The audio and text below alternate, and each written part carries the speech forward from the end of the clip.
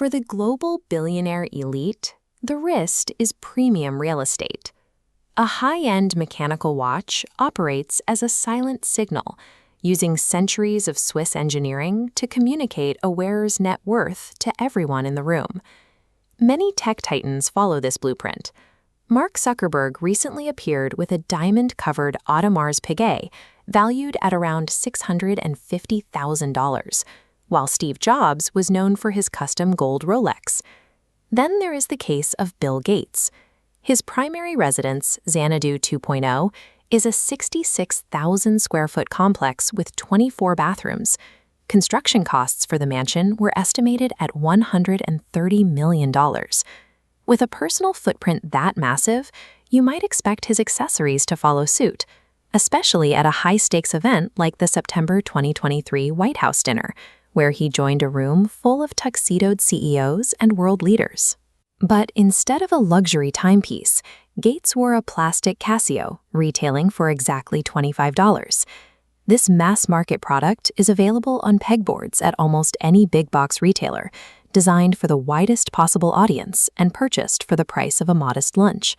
Spending 9 figures on a home while wearing $25 resin on your wrist creates a massive gap in personal spending. It's a choice that raises questions about how one of the world's wealthiest people decides what is actually worth his money. Gates's history of wristwear suggests he doesn't view watches as jewelry or assets. Instead, he maintains a rotation of devices built for specific, practical needs. His Casio Duro MDB 1061AV costs $70 and provides 200 meters of water resistance in a rugged stainless steel case. It is a tool designed to survive physical environments without requiring a specialist to repair it. For daily use, he often defaults to the $25 MRW20H. It offers the absolute baseline of timekeeping, a reliable quartz movement, and a small window for the date. His least expensive option is the $24 Casio W214H.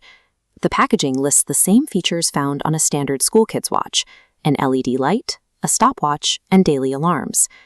These devices provide the same data as a 6-figure luxury watch, but with a battery life that can last 7 years.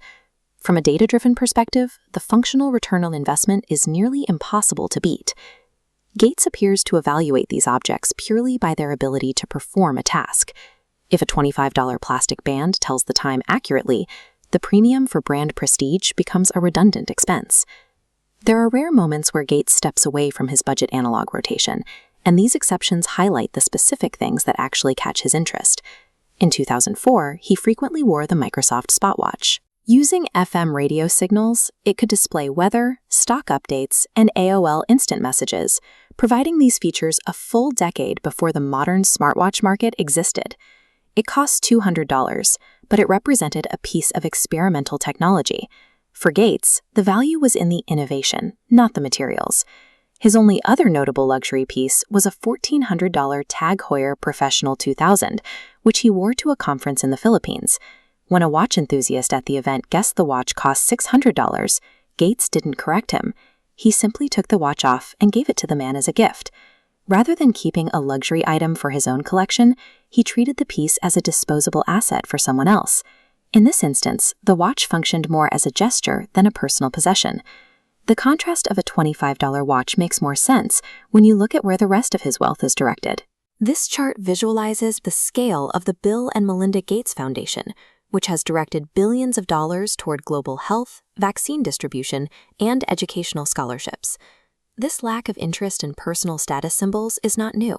Even in his early years, Gates maintained a consistent, unpretentious style, favoring oversized wire-rimmed glasses and standard button-downs over the expected markers of a rising CEO.